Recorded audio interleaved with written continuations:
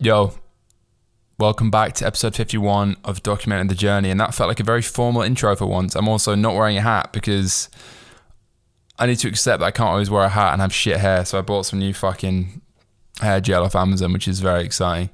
And it seems to be a pretty good blend between hold and wetness and all that shit. But this is not a hair review channel. I also realised that I fucking hate my face when you can see both my ears, which is why you might notice I always choose to focus on my good side when I'm recording the pod, which is pretty much always this side. So the room sounds really echoey as well today. I don't know if you can notice that, but anyway, diving into the episode, I'm in a bit of a rush. I need to go out soon. I'm actually going to my mate's stag do, which is the first stag do I've ever been invited to. I guess we're getting towards that age, which is fucking scary. Tomorrow morning in Prague, so that'll be very good. I want to run through quickly some shit that's happening in the business, and then I'll dive into some more philosophical shit, which tends to always happen in these episodes, doesn't it? I suppose summer is a weird one, I think, entrepreneurially, because by nature of having your own business and shit, you can kind of go where you want, when you want, to some extent, because you can work from anywhere, and that's the beauty of freedom, which we often take for granted, or at least I certainly do. But then it leaves me thinking, should I be going on holiday? Should I be taking time off work entirely while e-commerce is in a lull, which generally July, August, it pretty much is, although this month I'm proud to say we'll have had our record month. Don't think we will next month, if I'm completely honest. We're going to spend less on ads and really kind of sit back and set the foundations for Q4 on Black Friday. Got a lot of plans there, a lot of new SKUs coming, new flavors as well, and a few new different things coming. But yeah, summer's a weird one because I know Gary Vee talks about this, in August, which we're 3 days away from, do you knuckle down and get ahead, or do you take time and reset and rest in many ways to get ready for Q4? And the answer is probably somewhere in between, because having a month off is actually really fucking boring, but also working really, really, really hard in August for the whole month is probably also quite boring. So I've got a few little trips planned over the next few weeks, which will be nice. Always very last minute, including the stag do. But yeah, that's kind of one thing. A lot of planning right now, and trying to still figure out where I want to live and how I want to structure my life and business. And, the long story short, being based in London is still going to be the case, because I think that's net beneficial for where I'm going. I've realised that having a team around me is better for my mental health and the business health.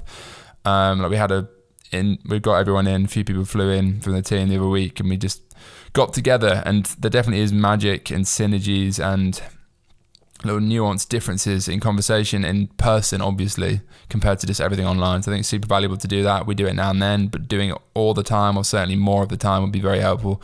So I think I will stay in London. Might go to Dubai still in winter for a little bit. We'll see. But yeah, that's a big topic. I'm rambling again. Retail stuff. We're launching our first retailer in a few hundred stores in September, which is way more hassle than I thought it would be, but it's been good. We're also speaking to other retailers, and we've also been speaking to venture capital investors, which I've alluded to in the past, because I've been kind of flirting with a lot of them, because I didn't realize how this game worked, more to the point. I've been flirting with a lot of them since I launched the brand, and some of them I think could be really good for the business. Others I think probably wouldn't get the business, but I suppose it's a bit of a fork in the road. And it's do you go and raise VC capital, get on that VC train if you can raise the capital? I'm not saying we will or even could, but signs look promising. Or do you raise angel money, or stop raising money, be profitable, bootstrap it a bit more, grow slower, no doubt, and I guess maintain more equity, more control? And I don't know, what's the end goal? I guess the end goal is for me to grow something really big and get an exit, and hopefully change the world for the better with psychedelics long term. It's kind of two-part goal, I guess. There's the pragmatic financial goal, which has to be there, I think, because it has to be there for the business to exist, but it also has to be there because I want an outcome, which I felt like I missed out on in the past to some extent. But then I also want to change the world with psilocybin, and I genuinely believe our products are a good starting point to do that. So yeah, I think maybe VC money does make sense, at least in terms of aligning with my longer term goals and positioning the business to be something much bigger than just a supplement brand, at least long term. And I think my ego has accepted that I'm willing to have a much smaller piece of a bigger pie, or a more impactful pie long term, to achieve that, if that's what's necessary, and if that's what comes with VC funding, which part of it is.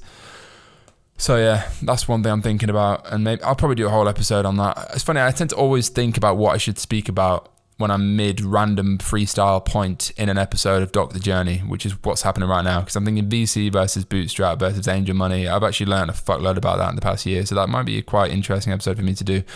And you know what? I'm going to write that down right now on my list of YouTube ideas, which I actually made the other day. Yeah, so I was just writing down a video idea. I think that'd be pretty interesting for me to dive into. I knew literally nothing about fundraising a year ago, pretty much, or a year and a bit ago, and I've learned a fuckload about angel money, VC money, and the process to do that, and I guess how it looks and feels, I suppose. Coming on to a few thoughts for the week, which tends to be another consistent theme. I was thinking about this the other day. I don't know in what context I was thinking about it, but maybe it's a podcast.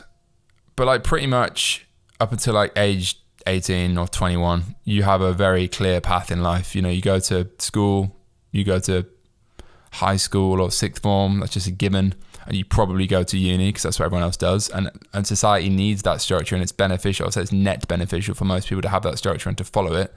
And then you get to 21, and if you're not an entrepreneur, you go and get a job, and you probably climb the job ladder to some extent for the next 40 years. Not that that's a bad thing by any means at all, but that's just what happens. And if you stick with that for a while and maybe drop out into entrepreneurship, you then enter a different pool. And if you, like me, never got a normal job, you dropped out of uni, or you finished uni and went straight into entrepreneurship, whichever way it was, you basically skip that entire ladder, and you also skip that entire set of like societal and corporate guidance, and you just literally go into like, fuck, I could, like, every day I have to earn and create for myself, and no one's telling me what to do, which is very liberating, but it's actually very fucking weird and terrifying if you think about it, because when you have a job, I guess to some extent you are given a structure. Your life is kind of, at least your work life, and as a result most of your like actual social life and the rest of your life and where you live, etc., is kind of told to you. You have to be here at this time and this is what you do. In entrepreneurship, and this is probably in hindsight why I've struggled with deciding how to exist and where to exist, is because I've never been told where to do it, and I've had to make it up myself, and every day you're making it up. And obviously you create structure for yourself as you get more experienced and have some momentum and get context on things and a network, hopefully, which I've gradually done over the years. But you still are just making it up as you go along. It's kind of fucking mad, because there is literally no playbook. Like, I don't know how to take this video. I mean, I was just thinking about it. It's fucking crazy. Like, if you are not an entrepreneur, you have so much structure given to you, and I don't think people can fathom how little structure there is when you literally start a fucking business or an entity or a thing or a product or a service, a creation from scratch. And especially when you're getting started, I think back to when I was like 19, I knew literally nothing. Now I know some stuff, but still pretty much literally nothing compared to where I want to be in like 30, 40 years. And yeah, but you also pay the price for mistakes you make, even though you didn't know any better, technically. Like, ultimately, I paid a big price for my previous business that failed. Everyone bangs on about how failure is okay and, all this woo-woo. But I feel like none of the people that say that have ever actually failed. And I don't mean failed, I guess there's two types of failure, like, and probably what they're referring to when they say failure is okay is that it never worked. It never got off the ground. You never created any momentum or financial impact with what you were doing. They're not referring to the failure like me, where something's actually really big and there's a lot of responsibilities and a lot of risk every day and a lot of obligations to meet, and that breaks because of unforeseen circumstances. And I'm still dealing with that emotionally, mentally, financially in many ways, because I lost out on a lot of potential value in what I'd built from the previous years. And I don't know, like, I look back now with so much more experience on that time period, and kind of linking the 2 points here. And yeah, it's like, how could I possibly have known how to deal with that or fix that? Whereas now, I feel like I would have had a better chance at fixing it and maybe getting through with a better outcome. But yeah, it's crazy. I don't know. And I suppose that's the risk you take, and your fault for being an entrepreneur, right? And it was my fault for being an entrepreneur. But yeah, it's just funny, because that would be impossible to happen to you if you were just working a job and someone else was taking the risk and telling you what to do, I suppose. So yeah, I've always found it kind of difficult to swallow when people say like failure is okay, encourage failure, blah, blah, blah. But then I just feel like they've never actually experienced a genuinely large fuck up that impacts them financially and emotionally and all this stuff. And yeah, just whenever I hear that, I kind of think, well, this comes back to the point I was making of like entrepreneurship is actually so mad. You literally, like statistically, you should fail, and you probably will, like over the long haul.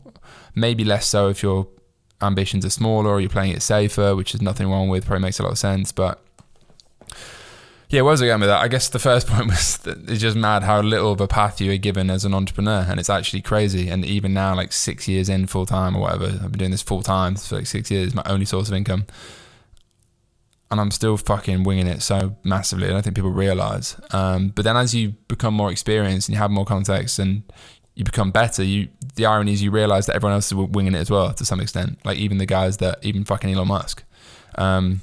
Because when you are spearheading something and creating something, there are no rules. Like there's laws, sure, there's certain rules like don't do immoral things, whatever, but that's obvious. But other than that,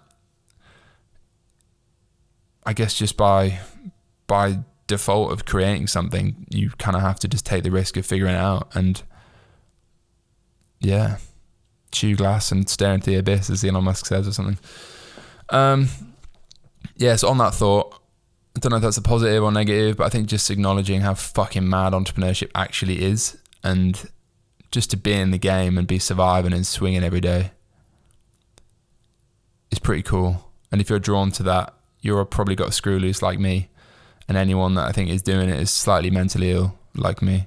I probably sound like a psychopath saying it in that tone of voice, but yeah, I'll leave you with those thoughts. This was a fairly rushed episode. I might return to actually like scripted episodes, or not scripted, but structured episodes next week. Other than that, subscribe to the pod. Pleasure as always. Appreciate the support.